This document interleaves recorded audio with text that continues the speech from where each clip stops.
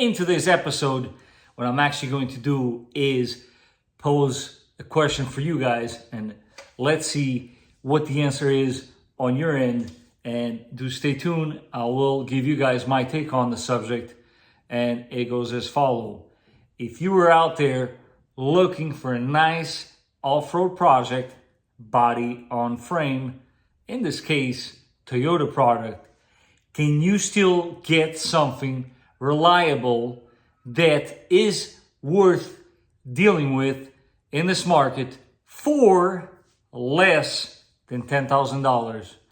What do you guys think? Can it be done? Stay tuned, and I will answer, hopefully, that question.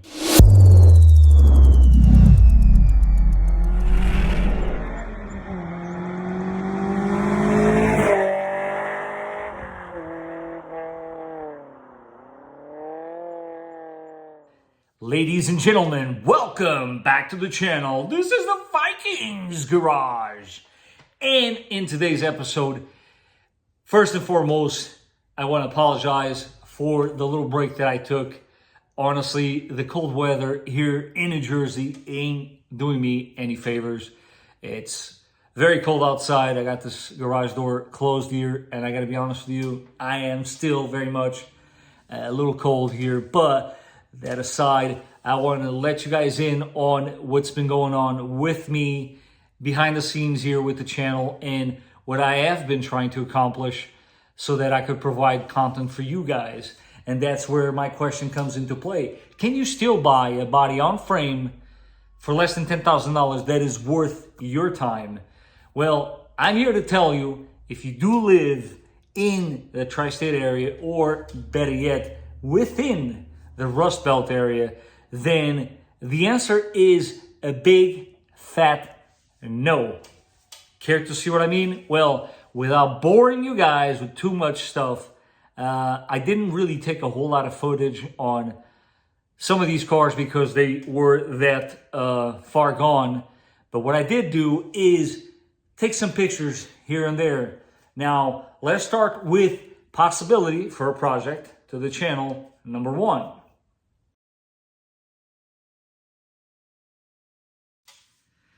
Yes, I am very much interested in building an FJ Cruiser for full-blown off-roading purposes only. I want to do it my way. I want to do it in a certain specification. But to do that, guys, and I've been a preacher of this the entire time I've had this channel, you need a good canvas to work with, or I should say to start with. And one of the most important things, and I hope you guys have taken that from me with everything that I show here in the channel, is a good frame. If you don't have a good frame, please stay away from these cars. Trust me, it ain't worth your time. You're picking up on somebody's recklessness and basically lack of maintenance, and you're the one who's going to be stuffed with a rust bucket, basically. I'm going to leave some pictures here of some of the ones that I checked. I actually went to look at, yes, you ready for this? 7 different FJ Cruisers. Had the money ready to buy them outright cash and walked away every single time.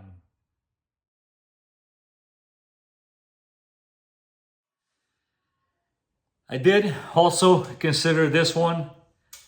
I'm not gonna lie to you guys, went to look at only one.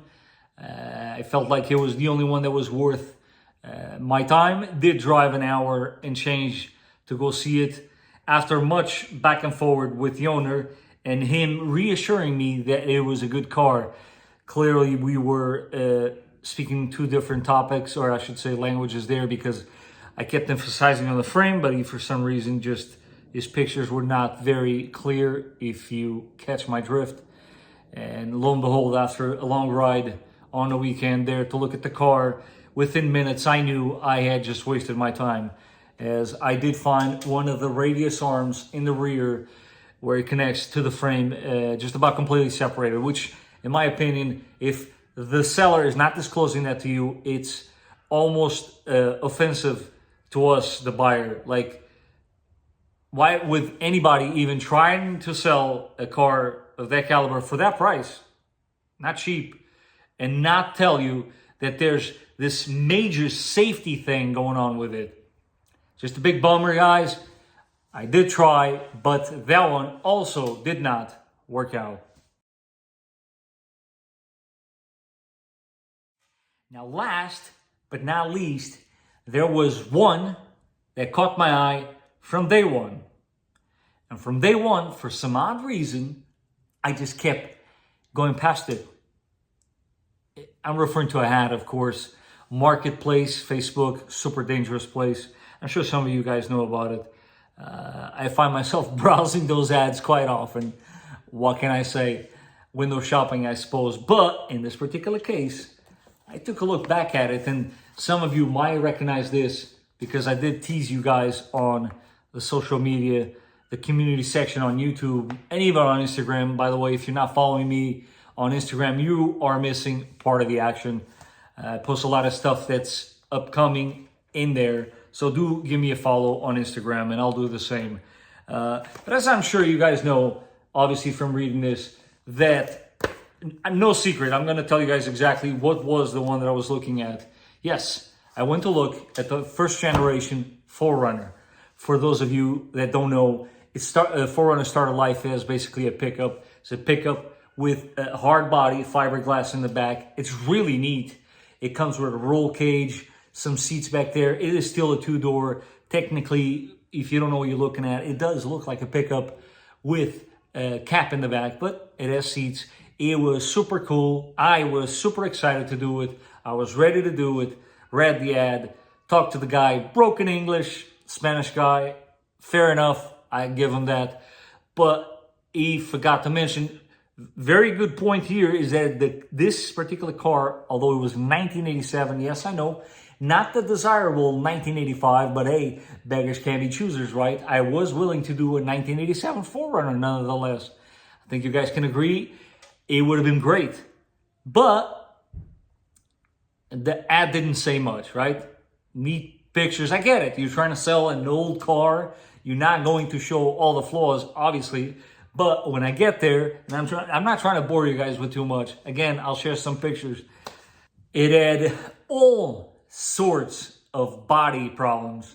And when I say body, it was missing big portions of it. The floor is basically disappearing. I was told to be careful where to step when I stepped into the driver's seat to attempt to start this car. Yes, I said attempt because it took a full 5 minutes to get the engine to start. But once I did get it started, I did get a clip of that for you guys. Very short, but check this out. Vamos a ver. Claro. So as you guys can see, I mean, not a whole lot of luck there, but I gotta say, I'll be honest with you guys, I'm going to save a little bit of money, and we are going to revisit this situation. Stay tuned, stay subscribed to the channel, and I promise you, we're gonna get there. We just gotta find the right one, of course. So this brings me to the next point. So I am daily driving my 4Runner, as I'm sure a lot of you do as well. It's not a weekend toy. It is a car that I drive every day. With that being said, I've acquired this car exactly roughly a year ago. If you guys go back and look at the videos, I got this car a year ago.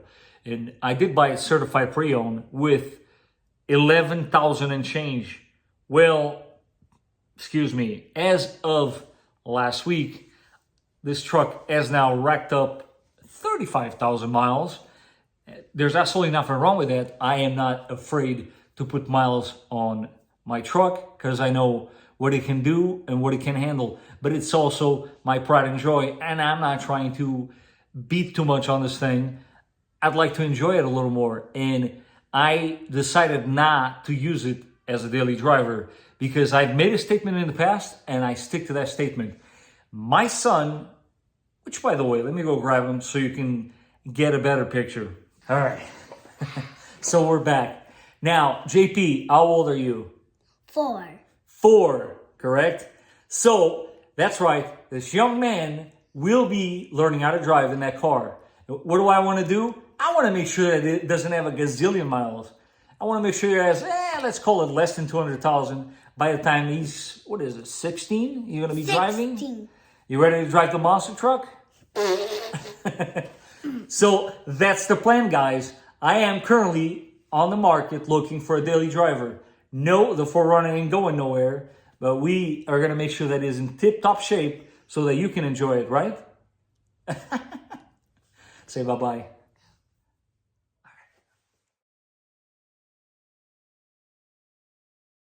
This brings me to the next segment. Can you still buy a very good car that you can rely on in today's crazy market that is luxurious, safe, reliable to use as a daily driver? And we are going to put the 4Runner on weekend duties only because, let's face it, that is the car of choice for the weekends. Every fun stuff or trip that we take, anywhere we need to go, supermarket and so on, 4Runner is always the one because it is spacious and for us fits the bill. I am now looking for a comfortable car to drive every day. What car for about $5,000 would you guys buy in today's crazy market? Drop it in the comments down below. I'm going to start shopping right now, and something tells me I might have already sealed a deal on something. You might want to stay tuned. If I can leave you guys with anything, I'm going to leave you with this. Don't fall victim to a financial mistake. If it is a body-on-frame Toyota, don't speak for the other brands, do check the frames. You do not need a lawn ornament that's going to cost you that much. Remember, guys, some of these frames are no longer available. So, you be the judge. As always, I do hope you guys enjoyed the video. If you did, don't forget to smash that like button. And if you haven't done so, don't forget to subscribe. And I will catch you guys on the next one.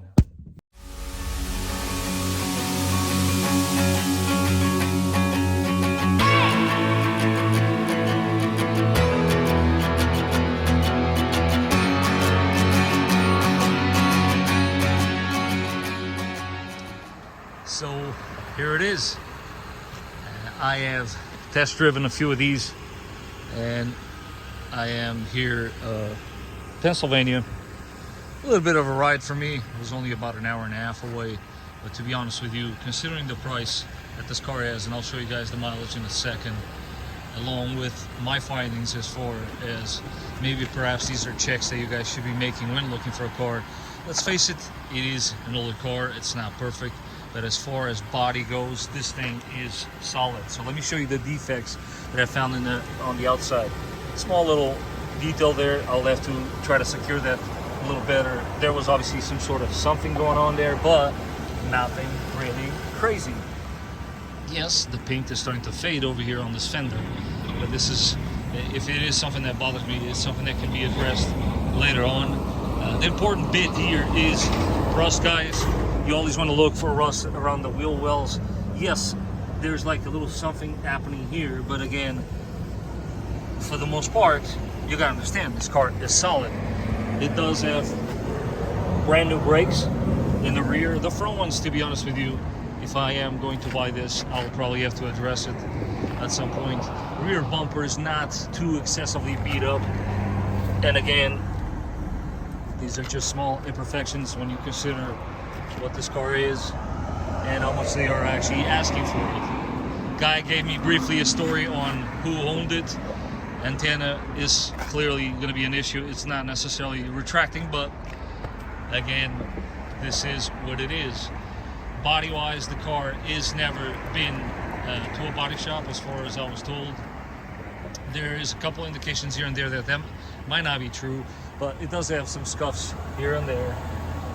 And for the most part, for what I've seen throughout all my searches, this thing is solid. I did open the hood. Let's take a look underneath here. There is something that's a little concerning to me, but I think I've connected the dots, and I think what's actually going on here. So two little samples, that's oil, which is definitely black, but that's least of my worries, and that's transmission fluid, which smells still okay, but it's probably should be addressed. You always, of course, want to check your fluids. I did replace the struts on this one, but the first thing that I noticed right away is on this reservoir. If you see that this fluid is extremely low for what it is, so that is probably a telltale sign of what happened here. They had a small hose from They had a small leak from that hose. You can see the little cut there. And what they did is they just kind of repaired it with that clamp. But the guy actually never topped off the fluid, so I'm not too worried there. Goes without saying, it has no lights on. Fresh battery, although these are not the greatest batteries that you can put on these cars. Missing the nut there, and not the end of the world.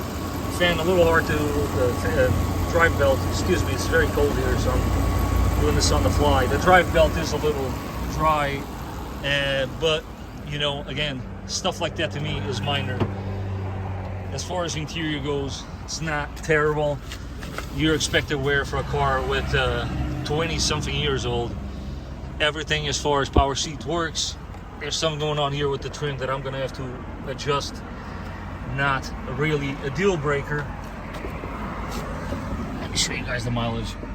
As you can see, the mileage is super low for what it is. Small little crack there on the dash.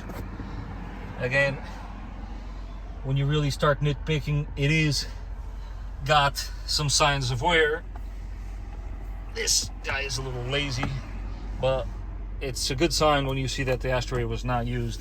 I personally like that. Again, another one that is a little sticky is this guy, which is your cup holder. A little crack there, crack on the armrest, a little chunk missing on that panel there. But at the end of the day, guys, what I'm really looking for here is something that I can drive every day in comfort from and to work, and that is the purpose of this vehicle. Yeah, I figure I share with you guys. I am super excited. Let me show you guys in the trunk here what I actually found. I don't know if that might be locked. No, it's actually open. And definitely something you want to do with these cars is you pull the carpets out and you look on these corners. And as you can see here, this is okay. This is perfectly fine for what it is. Last one of these that I did look at, you can see the daylight on that corner was completely rotted through. And how cool is this that you still got the complete kit that came with the car, including the flashlight. This one is always missing, but it's all in here. Apparently it's a one-owner car, and the Carfax does confirm that. And the gentleman that owned it owned the parts store, and this is the car that he chose to drive himself from and to work. And as you can see here, everything is in place as it should be. This is the way you want to be buying a car. And there's your spare with all the tools. Yeah, I don't foresee why not. Chances are I'm going to be buying this car. I'm not entirely sure what's going on here. Maybe somebody out there can tell me what this is all about, but it's been installed here for some weird reason. But there she is. We'll see what happens, guys. Let me know what are your thoughts. Do you think the price is fair? I personally think so, when you consider what I'm getting. And I don't know if I mentioned it, but it is 96. So there you have it. This is what a 25-year-old mechanic does consider to be a very nice and reliable daily driver.